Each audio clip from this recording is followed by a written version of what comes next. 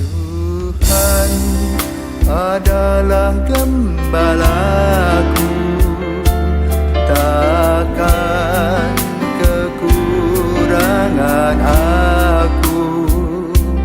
Ia membaringkan aku di padang berumput hijau.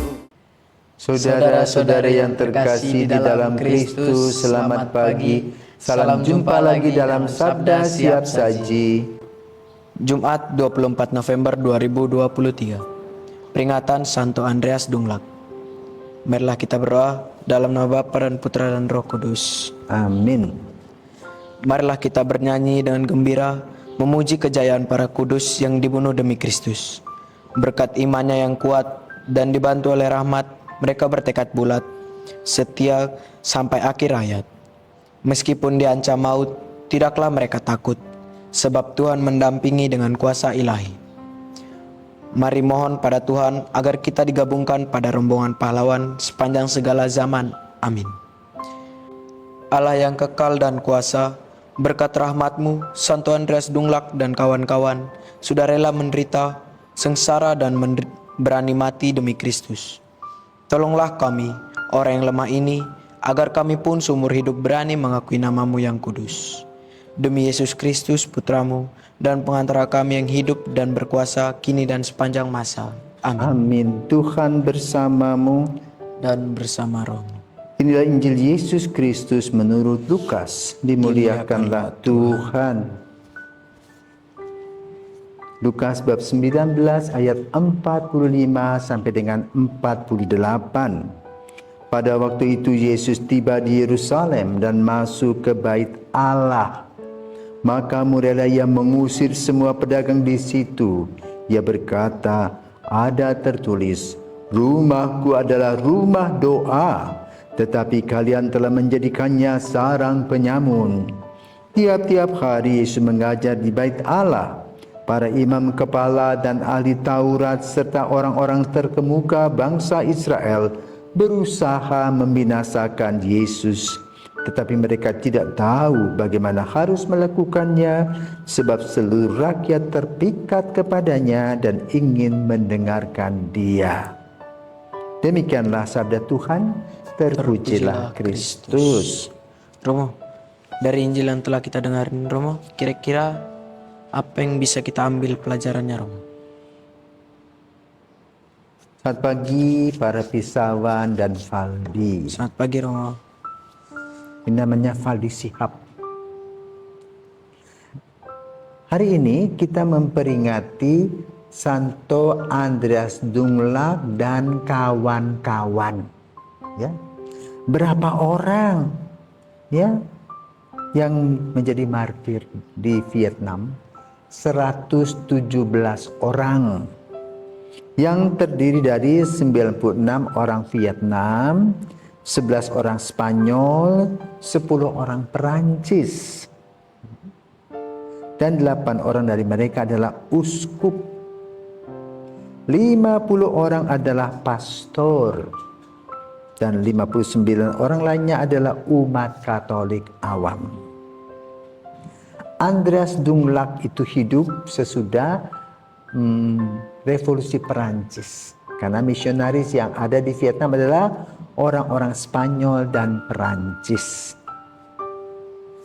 Jadi setelah revolusi Perancis mereka terus pergi ke Vietnam dan lahirlah yang disebut dengan Dunglag. Dunglag sendiri berasal dari keluarga yang tidak beragama. Dan sejak kecil dia mengalami kesulitan dalam kehidupan, maka kemudian dia meninggalkan tempatnya dari yang disebut desa Bac Ninh di Vietnam Utara ke Hanoi, ibu kota Vietnam.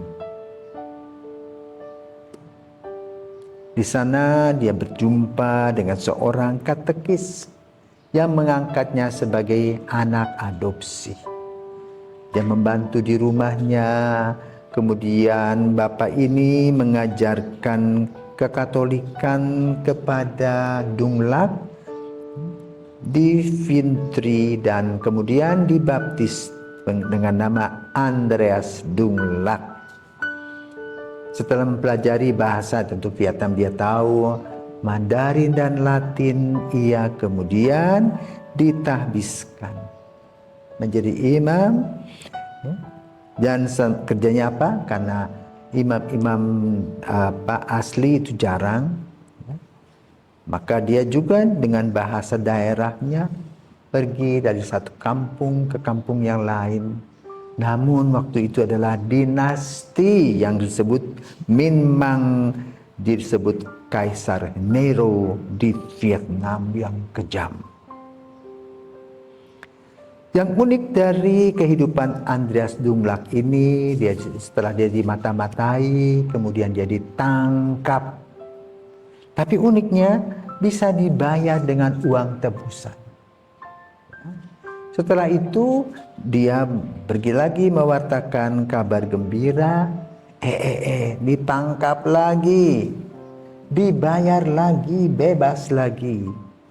Tapi waktu memang membuktikan bahwa dia adalah seorang imam yang hebat, dan bersama dengan rekan-rekannya 117 dia diadili, kemudian dipenggal kepalanya. Maka kemudian Paulus kedua mengkanonisasinya dan merayakannya pada tanggal 24 November bersama dengan 116 orang lainnya. Itulah orang kudus yang kita peringati dari orang-orang bekerja di Vietnam, dan juga saudara-saudara santo kita, santo dan santa Vietnam. Hari ini kita mendengarkan tentang bagaimana Yesus marah. Valdi pernah marah. Kenapa? Apakah kamu dipuji orang berbuat baik, kamu marah-marah atau enggak? Kenapa kamu marah? Pernah marah? Kenapa marah? Mungkin karena orang lain bikin kesal. Bikin kesal, bikin jengkel, mengejek-mengejek. Valdi punya pacar 12 misalnya ya. Langsung kamu marah, ya toh? Kalau hanya sesekali katakan begitu, 12 pacar, seperti Yesus memilih 12 rasul saja kamu ini. Hanya satu kali tidak apa, tiap kali bertemu, pacar 12, marahlah kamu, ya? Atau tidak? Marah? Ya. Marah. Jadi saudaraku terkasih, marah itu harus ada sebabnya. Di Yerusalem Yesus marah kenapa? Orang-orang menyalahgunakan fungsi dari bait Allah. Fungsi di bait Allah itu untuk berdoa, tapi ini mereka berdagang apa? Domba-domba di sini, ini merpati, ayo beli untuk persembahan, ayo beli. Di sini ada uang, bisa tukar, bisa masuk untuk kolekte, ayo untuk persembahan, ayo rame sekali. Sehingga mengganggu orang yang berdoa dan mengganti fungsi bait Allah menjadi pasar. Makanya dikatakan apa? Rumahku adalah rumah doa. Apa sih artinya doa itu? Berelasi dengan Tuhan, tetapi bukan mencari keuntungan dari peristiwa itu. Jadi dasar itulah, ya, dasar dari masalah itulah yang dipersoalkan oleh Yesus. Tetapi mereka cuek-cuek bebek, bahkan menantang Yesus. Dan juga mempunyai program untuk membinasakan Yesus. Nah, ini adalah konsekuensi. Jadi Injil pada hari ini menguraikan tentang konsekuensi orang benar yang mengkritisi, menegur, ya, orang-orang yang tidak lurus, berbelok-belok, berbengkok-bengkok, dan menikmati bengkokan-bengkokan itu. Nah, bengkokan-bengkokan itu berbentuk apa? Kuasa, ya, sebagaimana Yesus alami di padang gurun. Ya, kuasa itu tahta, lalu harta berbentuk uang, ya, juga wanita, ya, itu menjadi godaan-godaan yang luar biasa. Korupsi yang terjadi KKN terjadi hanya untuk apa? Kesenangan kelompok tersendiri. Dan inilah dikritisi oleh Yesus. Sampai hari ini Yesus mengkritik kita semua yang menyalahgunakan kekuasaan. Kita boleh katakan seperti sebuah perusahaan. Dulu ada kursi yang mengatakan sudah duduk lupa berdiri. Jadi sudah berkuasa menikmati keenakan, ya, kemapanan, lalu menyusahkan orang. Disinilah Yesus mengatakan, kamu tidak melaksanakan cinta kasih dan keadilan. Jadi kalau kita bicara soal cinta kasih, harus juga berkeadilan. Mana yang harus kita perhatikan? Perhatikan itu loh, gaji-gaji pegawai, ya, karyawan-karyawan dimanapun berada. Karena itu dibahas beberapa hari ini tentang UMP, berapa persen harus naik. Kenapa? Inflasi.